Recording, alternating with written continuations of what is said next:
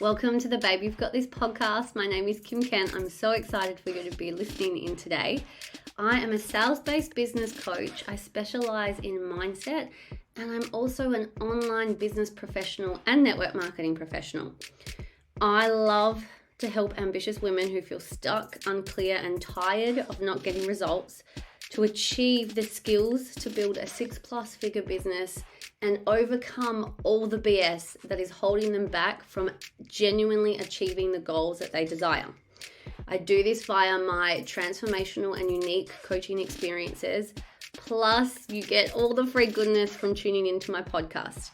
I'm all about empowering and inspiring women, so I really hope that this episode today gives you so much value, so much inspiration, and gets you to think greater. If you'd love to learn more about me and check out my offerings, you can visit my website, www.kimkent.com.au. Otherwise, sit back, relax, tune in, and I really, really hope you enjoy this episode today.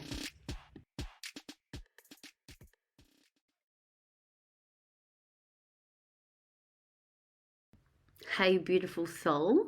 I am back and I'm so excited to record this episode, and it's been 8 weeks in the making because it's taken me 8 weeks to be able to do this, and I am going to take you through my birth story, birth journey, birth experience to the best of my ability. Disclaimer, I am not going to hold back. I am going to share graphically and the whole TMI thing. There will be moments where you're probably like, Kim, that was too much info. Well, guess what? That's what you're getting. And if you've been listening to me share on my podcast or on my social media for a while, you would know that I am an oversharer. So, well, to me, I don't believe I overshare. I just feel like I'm normal. But to others, I probably do give that little bit too much, but I just look at it as like a bonus. So, let's get into it. Oh gosh, they definitely, when they say that, you forget the pain and everything you went through, so on and so forth. I'm like, yeah, I definitely have. I don't feel like it was as hectic as it was at the time. But I remember after giving birth, I'm just like, holy shit, how do we go back and do that multiple times? It was so fucking intense. But I know everyone has their own experience as well. And I need to say that, like, my experience definitely different to everyone else's. You might be a mum and might be able to relate to a lot of my story. You might have had a completely different birth story. Yeah. Anyway, let's get into it. So, when was it? So I was 40 plus 5. I was 40 weeks plus 5 days over when Isla was born. And she was actually due the day after my birthday. And I am someone who is a birthday person. I'm all about the birthday month. And her due date was always the day after my birthday. And I was like, of course this happens. The universe is teaching me a lesson, teaching me to be able to share. So she's probably going to come a day early on my birthday. She never did. She's actually very selfless and gave me the whole month of February. I swear, after her due date, I was like, she's going to be here any day, any day. It was 40 weeks, and one day after, I was like, she has to come. Like, she's going to be in February. She's obviously going to make me share a birthday month. But it got to, when was she born? She was born on the 2nd of March. So it was the Tuesday. Monday was the 28th of February. So obviously we had a short month as well. But it was on the 28th of Feb, I had my midwife catch-up appointment to go in, and she offered me a stretch and sweep, and I took it. So I should backtrack. So I'm someone who, I didn't want any intervention. I want to do this exactly how Mother Nature had intended, as natural as possible. I'd been doing all the things like walking, rose hip tea or whatever it's called, rose leaf tea, reflexology, just being really calm and just knowing like my baby will come when she's ready, but I'm really fucking uncomfortable, so she can come anytime.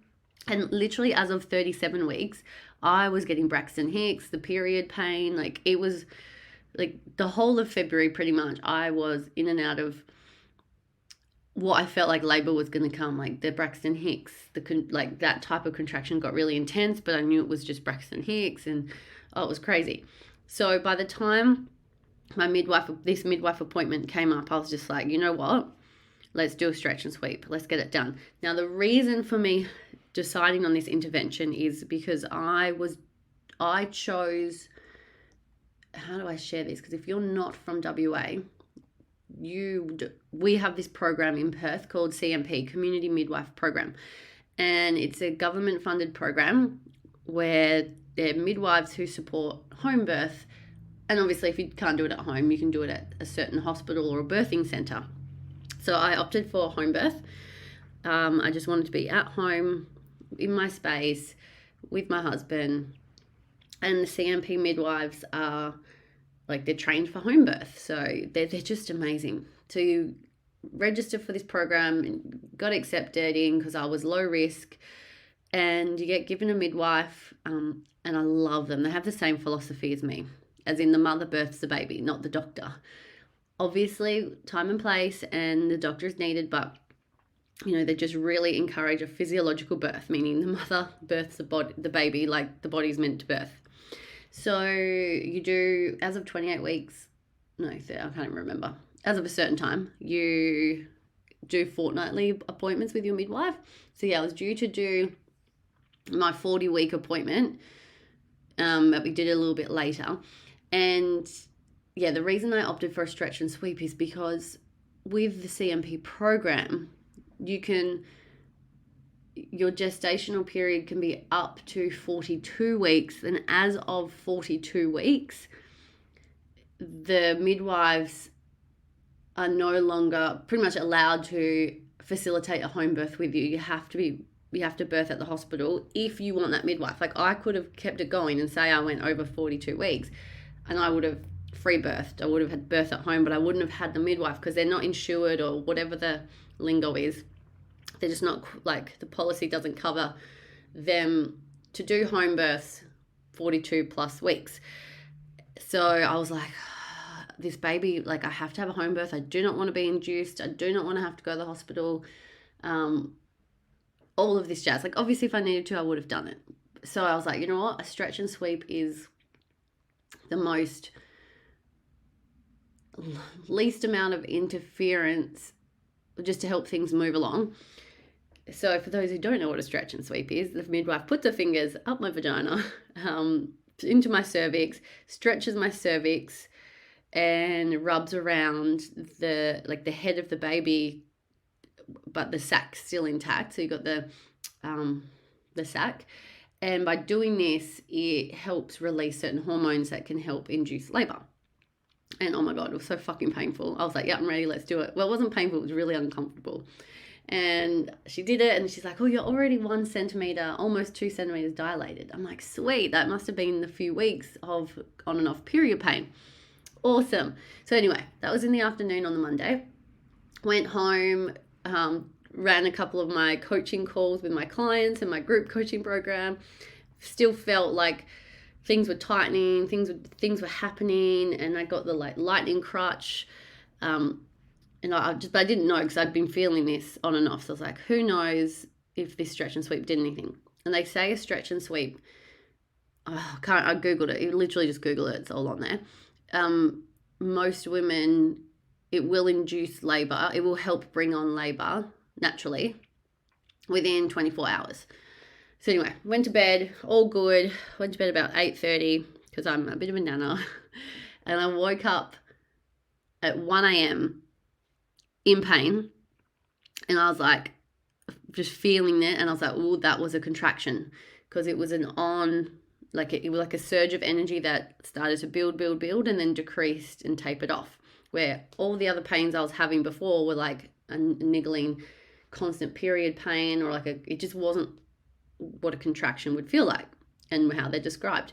But the funny thing was, I kid you not, I was dreaming. I can still remember, I can't remember what was going on in my dream, but I can still remember a picture of a part of my dream where it felt like I had the contraction in my dream. So I was wondering when I woke up if I was already contracting, but I was still asleep, but I felt the pain in my dream because I felt it at least 4 times.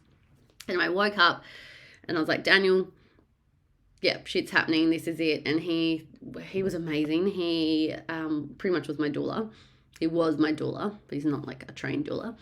And he did all my pressure points. So we went through all of that because I was like, I want to make sure I have all the support with this. So I got the clary sage oil I was sniffing. I put on meditation music in my ears, and every time a contraction would happen, Daniel would press on the pressure points in my body. So what was happening is I was getting, and we started timing these contractions. So they would last between 30 to 50 seconds, and they were about between 5 and 8 minutes apart. So we knew, don't call a midwife, it's 1 a.m. in the morning. You don't, like, no point calling the midwife unless the waters break. Otherwise, all we would do is just wake them up and disrupt their sleep, and they can't come till a certain time period anyway. So we're just like, we'll get through this. And I was just lying on the bed, and I was fine. Every time the contractions stopped, I was fine, just chilling, and we're chatting a bit, just resting. And then it would come on, and it was so, like, it was really intense, really, really intense. It got to about 5 a.m. And I was just like, holy shit, like, this is getting more intense. They started to get closer together, but they weren't within, they were still only 4 to 5 minutes apart. And when they say to call your midwife is if you're having like 3 contractions that go for about 60 seconds within a 10-minute period. So pretty much 60-second contraction with a 2 to 3 minute gap between the next one. So yeah, we're like, yeah, we're still not in the active labor zone, but things felt like they were starting to move up. So Daniel set up the pool. I was like, shit, yeah, let's put up the birthing pool. Got all ready and everything. So my contractions were consistent. Every 5 to 8 minutes, I would have a contraction. And then we called my midwife at 7 a.m. And she's like, yep, cool. Sounds like you're in early labor, and just rest as much as you can. Look, they might go away, they might stay, who knows? Let's just see what happens. Keep timing them. And she's like, just rest as much as you can. Like, you've already been awake since 1 a.m. I'm like, yeah, cool. And, I'm doing lots of research on early labor and what that means. And they say that, you can have your contractions and all of this stuff, and then it can go away for hours. Well, I can tell you that from 1 a.m. on the Tuesday morning till about 9 p.m. that night, I did not have any breaks. I had consistent contractions for every 5 to 8 minutes for 40 to 60 seconds each contraction. And I say till about 9, it was about 8 or 9 p.m. that night is when active labor started, so I'll get to that. So yeah, no rest for me. So we just kept laboring. We were just at home. I'd made sure I was eating nutritious meals. In between contractions, I was totally fine. Like, no pain, nothing. And then when they came on, they actually seemed to become more manageable. And then I realized it was because when I was lying down, I felt more relaxed, but the pain was more intense. But when I would stand up or be bent over or whatever I was doing, I could handle the surge of energy more. So every single time I had a contraction, Daniel would do a pressure point, and I would just make my way through it. And it was really painful. Like, don't get me wrong, it was probably, look, if birth is a 10 out of 10, like with my most painful contraction part being a 10 out of 10, this pre-labor, the contractions were about a 7 out of 10. Like, they were intense from the get-go. Now, my waters hadn't broken. I hadn't lost my mucus plug yet. I was just like, what? Like, we need a sign that things are progressing. And we called the midwife again, and she's like, Kim, this was about lunchtime. She's like, Kim, if you're talking to me, like, you're not in active labor, you'll know. And yeah, she's like, do some curb walking. And I'm like, I'm in my underwear. I'm not going outside. So Daniel and I strapped a yoga block to my foot, and I'm walking. I'm doing laps around the pool. You can see me do it. If you go onto my Instagram and look at one of my reels, I have shots of the birth stories, and you can go see me walking around the pool with a yoga block to create an unstable surface to help move things along. So I'm doing that, and it's like this constant battle of, but I should be resting. To like get as much rest as possible, because you don't know when you don't know. But at the same time, don't sit around because that can slow down labor. So I'm conflicted here. I'm like, do I fucking rest or do I get things moving? But I want to conserve my energy. And I was starting to feel quite fatigued, like tired, as in that feeling if you've been up since 1 a.m. and it was now that afternoon. So that was happening. Whipped on the TENS machine at about 3 p.m. because my back started to really ramp up and I was starting to really ache more than my stomach contracting. So we put the TENS machine on and that helped. But how that helped was it really relieved the back pain during the contraction, but then it made me really feel the stomach because the back was being relieved. And I was just like, oh my God. So it was crazy. But yeah, still by this time, about 4 p.m, I was still fine in between contractions. Daniel and I played Yahtzee. I actually rolled a Yahtzee on my first roll. I got all sixes. I was like, fuck yeah, this is awesome.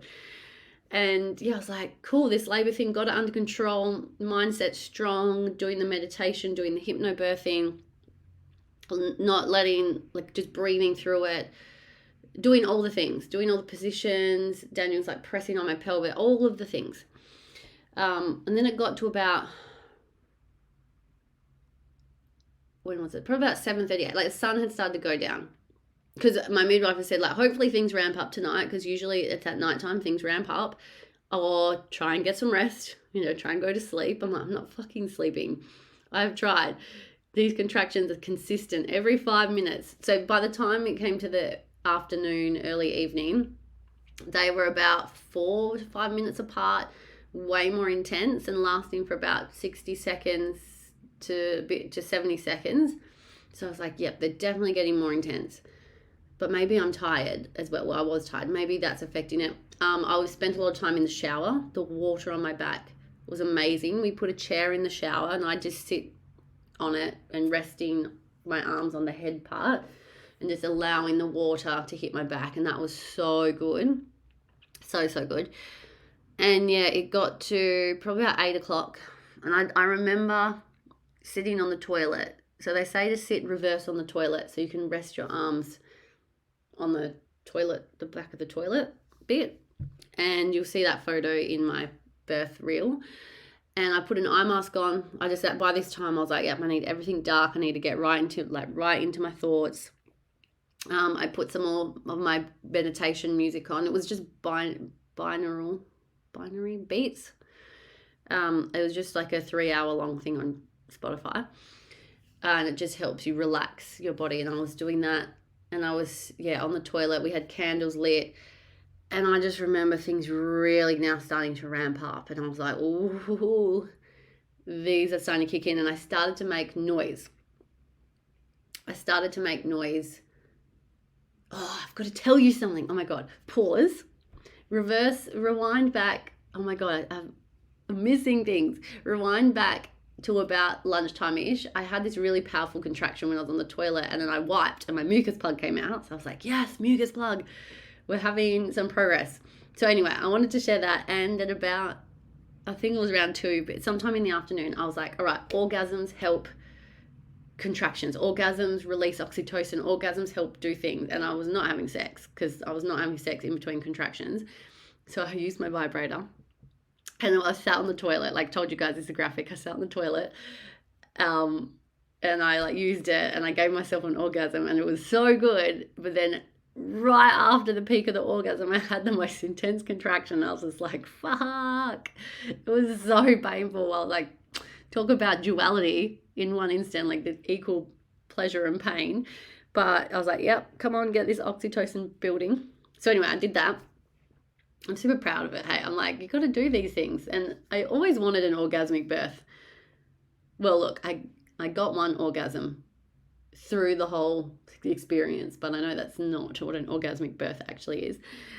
Anyway, okay, now let's jump back to that 8 p.m. time. So I'm sitting on the toilet and I started to make noise with these. I started I need to make noise with these contractions. And I was kind of like not humming, but with my mouth open. Just holding a note, like the contraction will come and it's like I was releasing in my head. I was like, if I release this energy through sound, so it's like I would hold this sound through the contraction. And that really helped. I actually thought I was really fucking loud, but Daniel said the whole time, he's like, you weren't actually that loud. And I was like, damn, I wish we recorded it. So yeah, as of then, every contraction, I just made noise. So we called the midwife. I just could not talk in between contractions. I was like, call the midwife. And we called her and she's like, yep. Well, Daniel talked and she's like, yep, all right, I'll come now. My water still hadn't broken by this time. So this is 8 p.m. So this is what, 20-ish hours? And she's like, yep, I'll make my way over. Now, the reason the midwives have to, especially the CMP midwives, why they have to wait is they're only allowed to work for a 12-hour period. Then they have to stop working. So if she came in earlier and she hit 12 hours, she would have to tag team out with another midwife, and I wouldn't get my midwife. And I didn't want that. So what they do is they wait. So you labour at home until you're getting to active labour. So then when they come, you know, they're there to support you. Things are actually moving and all of that jazz. So yeah, we called and yes, she's on her way. And I just remember sitting down on so we have a bed that's the ensemble. So it's the mattress and the bottom bit. And I just remember sitting with my legs around the corner, like leaning on the bed. And I just remember going in and the contractions happening, like Daniel come to a pressure point, and I was like making the noise, and then I started to go ow, ow, ow. I was like, oh my God. Like it was my first moment where I was like, holy fucking shit, this is fucking painful. Like I almost lost control. And I had to, in my head, I was like, if Kim, pull your shit together. Like if you lose control on this, it's just going to make the whole thing so stressful, and you just don't know what can happen. And the whole point is to stay as relaxed as possible. So it's like I had to ground myself. It's like my noise I was making went from a grounding noise to a like ow, ow, ow scream. And then I was like, no, bring it back. And it was in that one moment, Daniel told me after, he's like, when you did that, it was the first time I was like, holy fucking shit, what do I do? Like, she's actually really hurting, but I have to hold my shit together for her. But he didn't tell me this until way after. And I was like, I remember in this moment sitting on the floor and I was like, if I was offered an epidural right now, I would take it.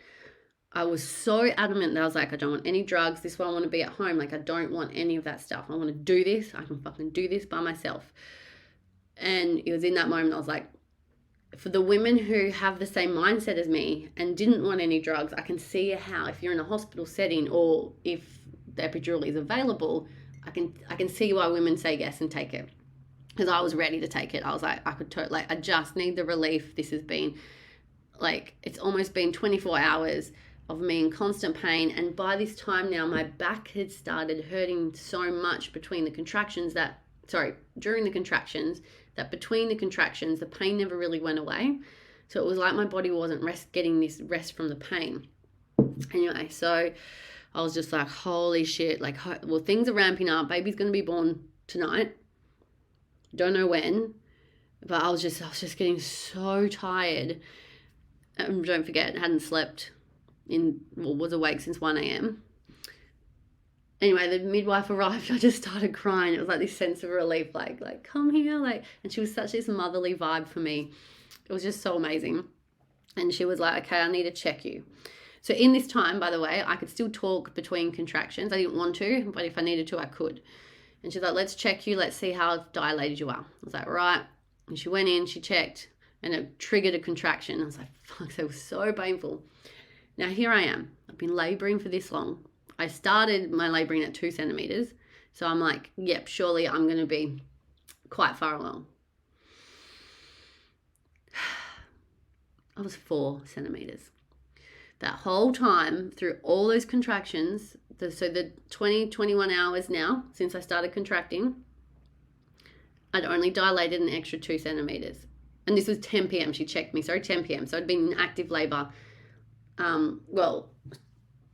What I was feeling felt like active labor. I know they say it's usually a bit more dilated before then, but it was fucking intense. And like the pain was probably like a 9 out of 10 now. And what was I saying?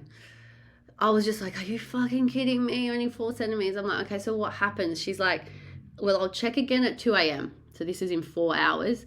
And hopefully you're at 6 centimeters. And I'm like, are you fucking kidding me? I've got to do this for another 4 hours for only another 2 centimeters. And then there's still 4 more centimeters to go. I'm like, oh my God, this is never going to end. Can I do this? Like I just wanted to give up. Like, it was just fucking hard. I was like exhausted. And I was like, okay, what happens if I haven't dilated by then? She's like, we'll look at breaking your waters. I'm like, can you break my waters now? Because my waters still have not broken. And she's like, no, because if I medically intervene, you're on the clock and you got time. And I was just like, fuck's sake, move this forward. But she's so supportive. This midwife is so amazing. She's like, no, you can do this. It's going to happen. You can do this. So anyway, we got the pool ready. We got the hot water in the pool. She's like, yep, you can jump in the pool. Because when you have the CMP midwives, I'm not allowed to go into the pool before she gets there. One, it can slow down. If you're getting there too early, it can slow down labor. And two, she's like, if you give birth, obviously this was my first, so it takes longer. But there's times where if it's my second or third, babies come quicker. She's like, if you give birth and I haven't arrived yet, because it happened really quick and you're in the pool, what can happen? And pay attention to this. What can happen is you can pull up baby really fast because it's your natural instinct to pull baby up out of the water. And if you have a short umbilical cord, you can snap the umbilical cord. And there can be bleeding out and all this. Is very fucking dangerous. You could die. Bad things can happen. And I was like, I wouldn't do that anyway. I've got my head screwed on. Like, oh yeah, but all good. That's why I was like, I had to wait till she came to get in the pool. I got in the pool. Oh my God, it was such a relief. Excuse me. I had been spending a lot of time in the shower, which was a relief as well. But the pool, it was just so nice to be in there. And I'm just like, yep. And then Daniel would come to the side of the pool and press on my shoulder trigger point every time a contraction happened. And I decided in that moment, I'm not looking at the clock, because you can see our clock in the house. And I was like, don't look at the clock, Kim. Don't watch. I was fully in my head now. I stopped talking to everyone. We put my, yawning. It's just part of my normal life right now, yawning randomly. Anyway, put my binaural beats on the Spotify speaker and couldn't have the TENS machine on anymore because I'm in the water. And I just was in there and I was just fully, like my eyes, had my forehead and eyes like pressing into the side of the pool because that just helped. And I was just like in my own world. And I would just like I'll go, to signal Daniel to come and do my pressure points and whatnot. I just did not have the energy and my back was just fucking killing me. So by this time I was totally like, when they talk about surrendering, I was surrendering because I was so tired and so much pain. And I was just like, big surge, let it happen. One more contraction closer to having my baby. And I just wanted pain relief. And noise was really triggering me. I needed everyone to be dead quiet. And my midwife and Daniel, when they spoke, they whispered and they were being really respectful of that. But it was so funny because we put a tarp down under the pool and Daniel was walking around lighting candles and all this stuff. And I just remember hearing his feet on the tarp and I was just so fucking annoyed.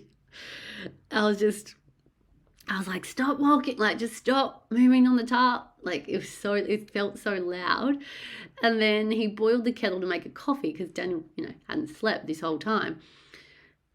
And I was just like, are you fucking kidding me? I was like, what are you doing? I was really nice and polite to my midwife, but Daniel would just do things like he's obviously trying to make a coffee, but he's not thinking how loud this kettle is because I'm in the living kitchen area because we've only got a small house. I can hear everything. And I'm just like turn the kettle off. Like I was just like, it's funny because Daniel was just trying to do everything right. And he was just making this noise. And I'm just like, shut up. It's too noisy. And it was so hard because I just didn't have the energy to politely tell him off to like, please don't do that. But anyway, so then things really started to ramp up. The midwife was like, come on, we need to get you on the toilet. Toilets birth babies because, it puts your pelvis in a good position. I'm like, I don't want to. And she's like, come on, like we got to move you. So we did that and the contractions were just way too intense and there was no break. Now like my back was just fucking killing me the whole time. It was like constant contraction in my back. And I was like, let me get in the shower. So at least I was in the shower. And she was like, squat down. And I'm just like, my legs were so dead. Like, they were helping me move. My body was just so fatigued, excuse me, at this point. Sorry, I just had a sip of my tea. And yeah, I was in the shower for a bit. And then we went back out to the pool. And then I was in the pool and I was on all fours. So I was like kneeling down on my legs and leaning forward because I was like knees in this squattish on all fours position is going to be best for my pelvis. It opens up the pelvis, the best for baby. I was adamant I was not birthing on my back. Not birthing on my back. I already have a funky spine and pelvis. Even my chiropractor is like, do not birth on your back. It will make everything very difficult. Do not do it. So yeah, I was on this all fours position. If you think of like a dog sitting, you know how their bum's on the ground, but their arms, it was kind of like that in a way. My bum wasn't on the ground, I was just kneeling. Yeah. And I was like, Daniel, can you get in the pool? And he got in the pool because I was like, I need you to press on my back in between each, do what you need to do in the contractions, but also press down to take the pressure off in between. So he got in the pool, which was so good. This is what I find really funny. So we're getting close to the birth. I have no idea what time this is, but I'm definitely in active labor. The pain is a 10 out of 10 because my contractions in the final few hours was worse than pushing. Like pushing didn't seem as painful because it was a different type of pain. But yeah, so he's pushing down my back. And then I started to notice I was grunting a bit more, and it did feel like I was like bearing down a bit. And by this point, guys, like I just flopped down. Like literally Daniel had to hold my head so I didn't put my head in the birthing pool. Oh fuck, I missed a part. Go back an hour. I was having before. Sorry guys. I know. I'm trying to chronologically do this. Probably should have written notes. Let's just rewind. You know how I was first in the pool, and just before I got out to go sit on the toilet, I had a contraction. I heard a pop, and I was like, oh, I think my waters are broken. And they checked, and thank God they did. So my waters had broken by this time. Anyway, fast forward back to this point, went in the shower and got back in the pool. Daniel's behind me, pressing on my back, and it's just fucking intense. Now, I didn't know it at the time, but my midwife could see that I had the purple line down my lower back, which usually indicates you're about 10 centimeters dilated. So I had rapidly increased my dilation from 10 p.m., which was 4 centimeters. Now, baby was born at 4:55, so pretty much 5 a.m. I was pushing for an hour. So at this point, it was about 3:30-ish a.m., and I heard my midwife make the phone call. Now, what they do is when I'm pushing, they call the next midwife. So there has to be 2 midwives there with this CMP program because there's going to soon be a second patient, the baby. So you need a midwife for me and midwife for the baby. And I heard her make the phone call, and I was just like, yes, this means I'm pushing. This means it's coming to an end. Like, oh my God, I was just so tired. Like it was just fucked. I just couldn't do anything. I was just like this dead weight in this pool. Anyway, I always joked that I'm going to be the person who poos when she has her contractions, and I talked it up so much over the last few years about I bet I'm that person who poos. I bet I'm that person who poos. Oh my God. And now I'm like, fuck. I would be disappointed if I don't, because I've talked it up so much.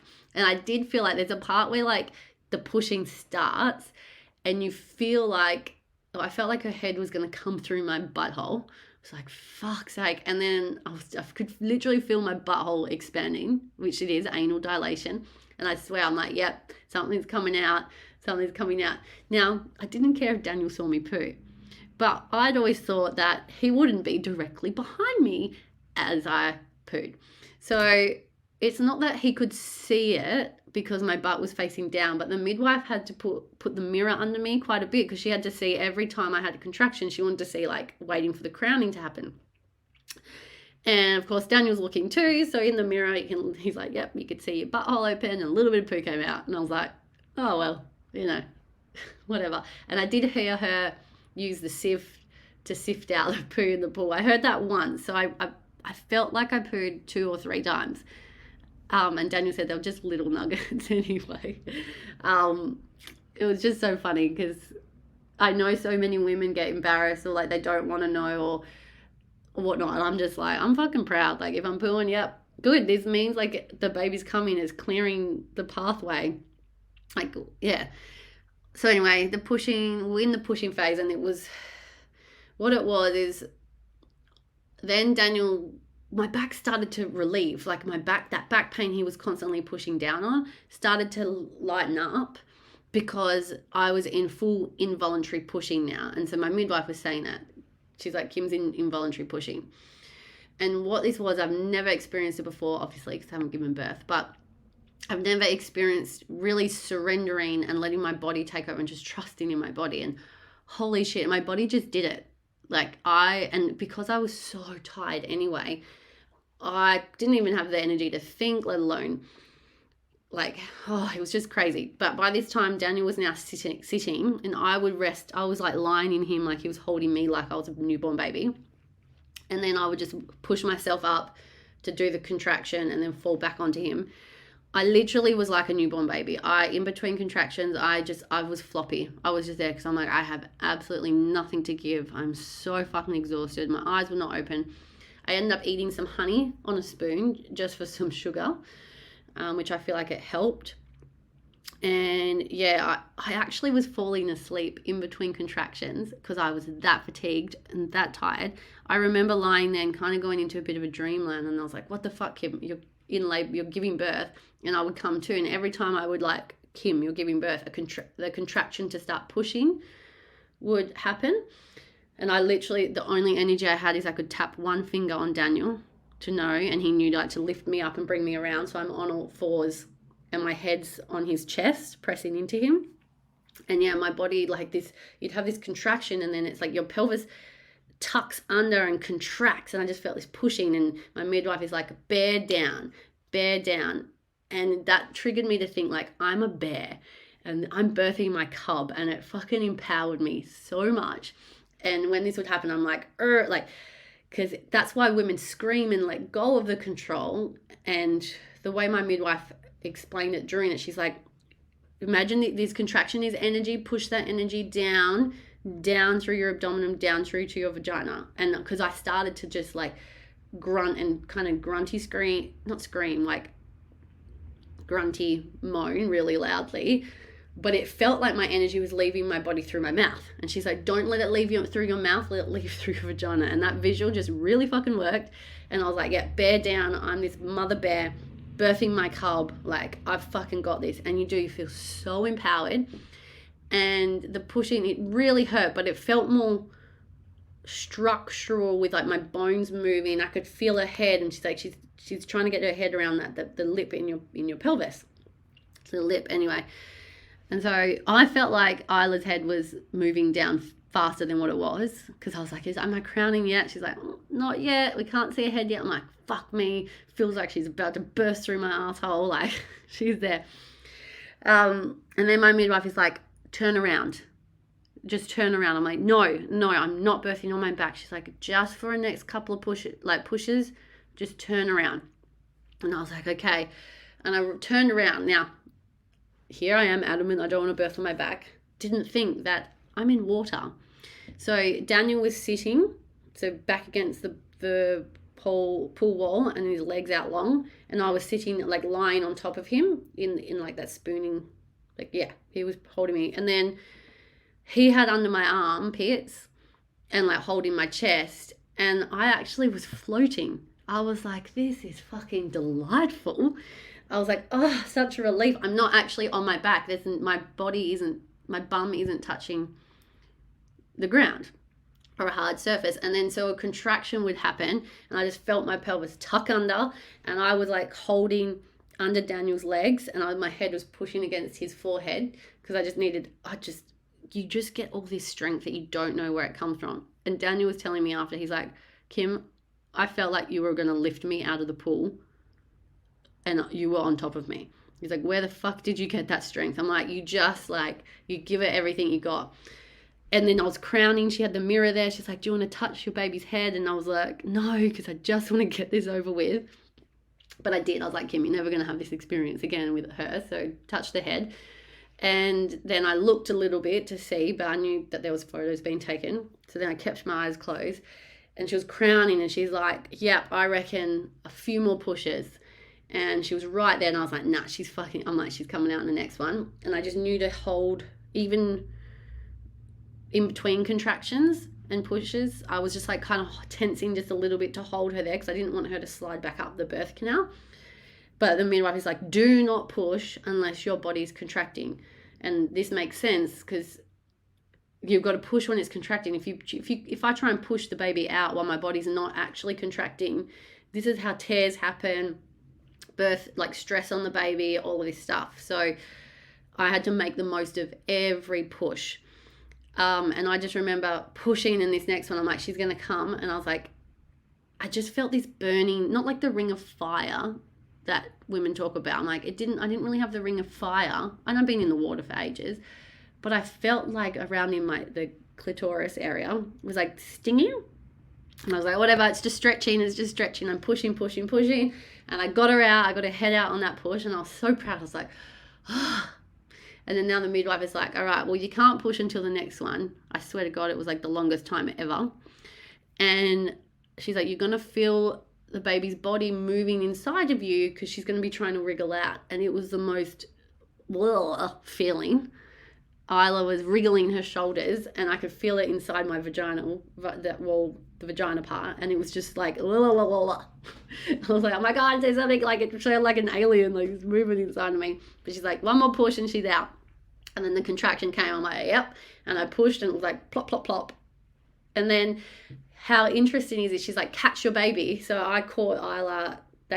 My midwife just guided her head out, but I caught her. And I naturally went to pick her up and lift. And they're like, wait, my placenta cord, the umbilical cord, was really short. So how interesting is that? This is why the midwife is there when you birth at home, because I would have pulled her up really quickly and potentially snapped the cord. But then that happened, and I just remember pulling her up, and her ears were flopping down. I was like, she has my ears. And I was just like, oh, thank God. And then it is instantaneous. It's like all this energy came. Oh, I was still so fatigued. Like my body just would not move without their help. But my brain, it's like my brain became so alert. I was just like, I've just had a baby. And we couldn't get her on the boob because like the cord was too too short. And I didn't want... I was like, can we cut the cord here? Like she'd been there for a few minutes. The cord was starting to go white. The placenta was still inside of me. And she's like, can we cut the cord here? And she's like, if I cut the cord, I have to give you the injection to help you release your placenta. And I was like, yeah, no, don't want that. I want to birth it naturally. So just holding Bub at my chest, and we're in the water for a bit. And then we're like, right, let's get you up onto the couch. So I'm holding Isla, the bub, just under my boobs because that's where she'd fit. Daniel's helping me up because my legs are just not working. And we're getting out, putting me on the couch. And then she's like, can you feel any contractions? I was like, yeah, there's some contractions happening. She's like, right, we need to stand you up. I was like, you guys have to hold me up because my body is not work. It's like my muscles didn't work. They were just so fatigued. There was just nothing left. So we have two midwives and Daniel all holding me up. There's a bucket underneath me. I'm really grateful that I had a really easy birthing of the placenta. And I pushed on one, nothing happened. And then the next one came and I pushed. She's like, don't push unless there's a contraction. And I pushed and I was like, plop, plop. And the placenta came out. And I was like, phew, get me back down. So I truly believe, because I had no intervention, that as much as it was so painful and it's the hardest thing that I have ever done. And there was a couple more times when I was in that pool being like, fuck, if I was in the hospital, like, give me the drugs, give me the epidural, give me the pain relief. There was a few times I thought, like, do I go to the hospital right now? I'm like, no, it's not worth it. Just do it at home, Kim. Stick it out. And actually, I remember this one part when I was in the pool before Daniel had got in the pool. And I was like, I don't think I can do this. And my midwife goes, Kimberly, you can do this. Now, no one calls me Kimberly except for my stepmom and my mum. My parents call me Kimberly. And usually it's like, Kimberly, pull your head in, or you've got kind of just like setting me straight. And that was so funny. I felt like it was really funny looking back on it. So yeah, I'm on the couch now. Placenta's out. We're cutting the cord, doing all that jazz. And then she's like, let's have a look at your vagina and see what happened. And I never tore in my perineum, which I was so grateful for. And I never wanted to. And that's why I really wanted to be in the pool. But remember how I said my around near the clit area was stinging? Because I pushed more, like I could have done it in a couple more pushes to get her head out. Because I really, really, really pushed and took advantage of that contraction. I stretched the skin. So there was little tears around the bottom of my clit. And I feel like there's no other way to say it, but when I say clit, it sounds really like raunchy. I need like an R-rated rating on this episode. Anyway, yeah, I'd ripped a bit there, and she's like, we're going to have to give you stitches there. And I'm just like, okay, no worries. Give me the local anesthetic. I just birthed a baby. I've had local anesthetic injections before to get moles cut out, and I'm like, yeah, piece of piss, fine. And I normally fucking hate needles. Like, ugh, can't stand needles. Just freaks me out. And I'm lying there holding Isla, trying to get her on the boob. She's there, like, oh, and then legs spread, just looking at my vagina, and she puts in the needle. Like, they're playing around for a bit, because they're like, we need to stitch this one up here, but this one we could probably heal naturally. It's like they were fucking examining my vagina. I'm like, whatever. And even she's like, do you want to see? I'm like, no, I don't want to see, but Daniel, you have a look and see. So Daniel kind of gave the okay of like, yep, stitch that back up there. And she put in the local anesthetic, and holy fucking shitballs. I swear to God, that pain was worse than everything that I just went through the last 29 hours. It was like this burning, stinging, slice. It felt, ugh. It was, and I just screamed. I was like, what? Like, I didn't expect that. Thank God she only had to do one more, and the second needle still hurt, but it was in a spot that had received half of the numbing anyway. I was just like, holy shit. And then she stitched it up 2 bits, and then that was all good to go. And then after that, they just did all the tidy up, weigh the baby. Daniel had skin on skin. Just tidied myself up. Then my midwife helped me have a shower. Just all the formalities. And then I'm kind of skipping through this part because, you know, the birth is done. And then she puts us to bed. So we put Bob to bed, and then it was about 8 a.m. she left. The other midwife had already gone. And me and Daniel hop into bed, and I'm like, and we let herself out. She's like, I'm putting you guys to bed. I let myself out.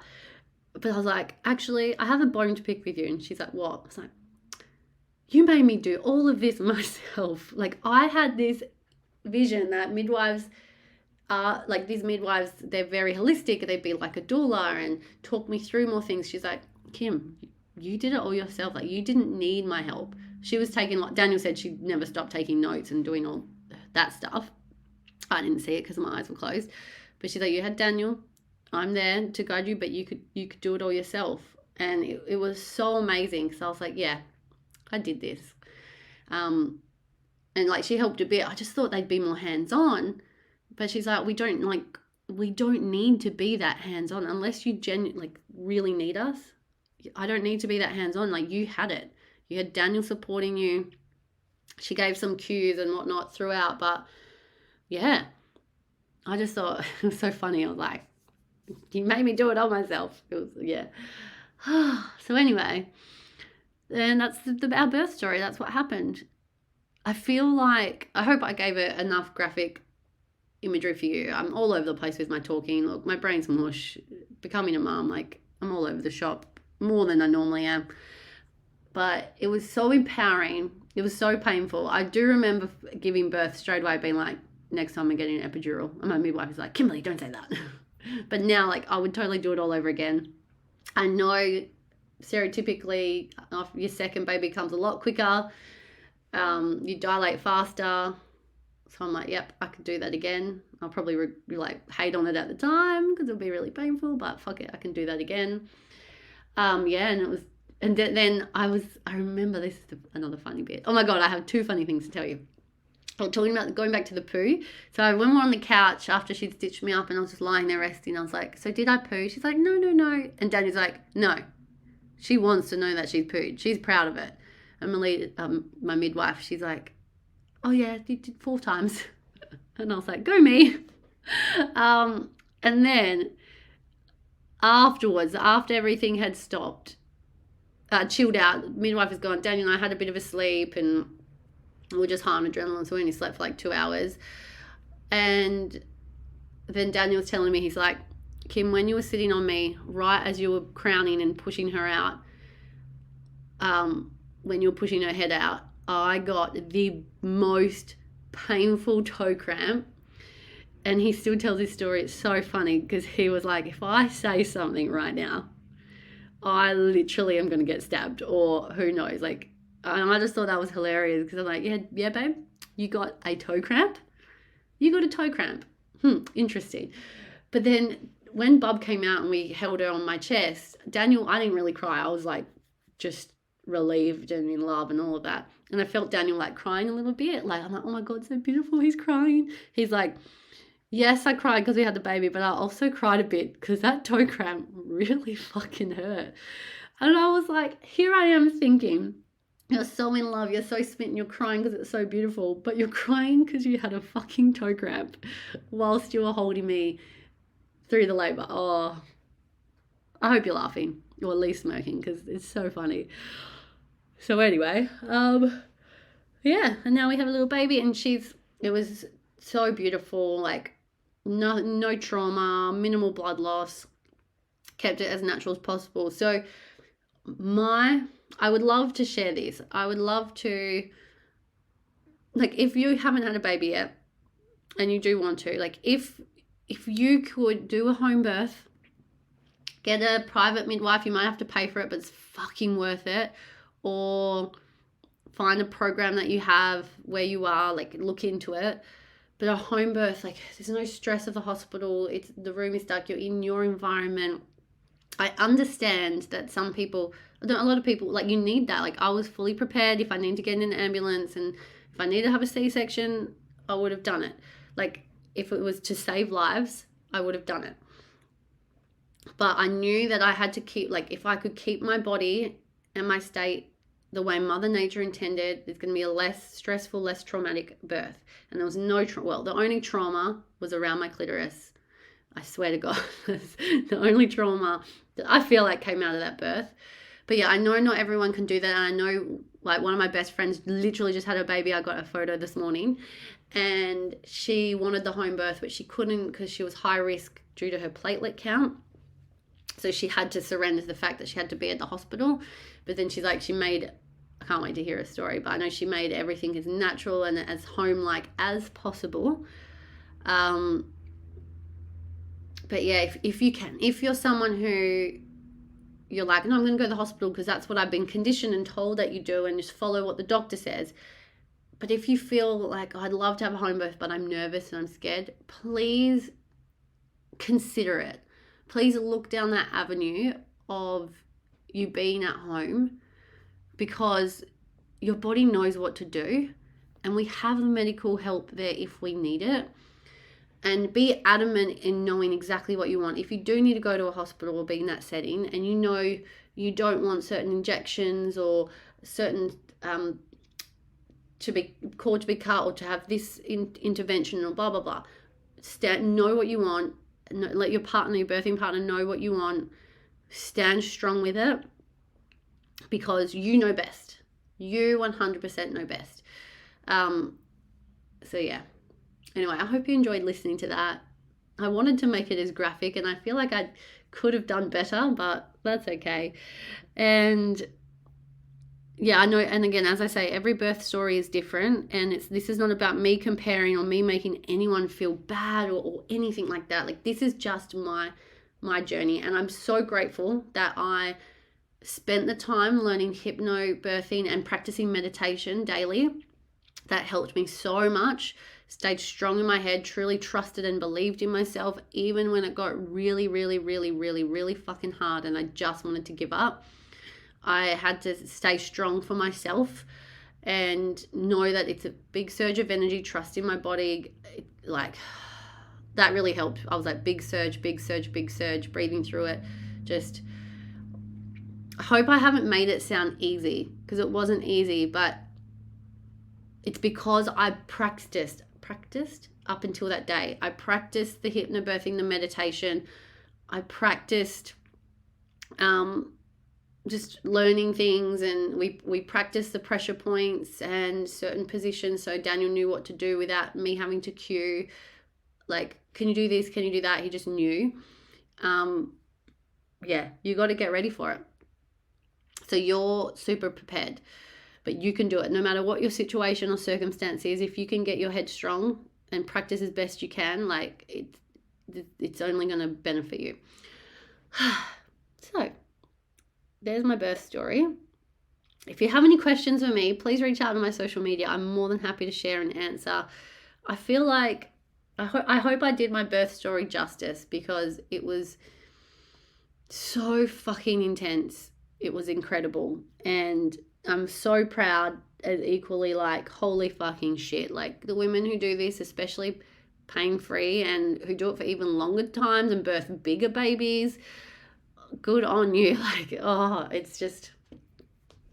it's wild. It's crazy. Like, the mental experience we go through is, I just have no words. So yeah, feel free to share this with any of your mamas or expecting mamas if they want to, like, hear some real truths. I don't want to sugarcoat anything, but yeah, until you experience it yourself, that's when you really be able to relate. But yeah, all right, I'm going to stop rambling, and thanks for listening. Make sure you can check out my other episodes if you are new to listening to me. Please screenshot, share this on your social media. I'd love to empower more mums to home birth or just to prepare for birth. And yeah, stay tuned for what's to come. All right, see ya. Thank you for tuning in to this week's episode. It means the absolute world to me that you were able to do that. I really hope it added some value and inspiration into your day, into your life. Please leave a review. Please share on your socials or with your friends. I would absolutely love to have your help with this impact that we're making for empowering and inspiring ambitious women to get out of their own way, to have the tools, to have the strategies, to think greater, to evolve beyond their current issues and limitations. Like, we're all a part of this big journey together. So I really hope you enjoyed. Again, if you would love to check out my offerings, head to www.kimkent.com.au or check me out over on my Instagram, which is at KimKent, 2 underscores in a row. And we can chat. I'd love to follow you back, and I'll chat to you on the next episode.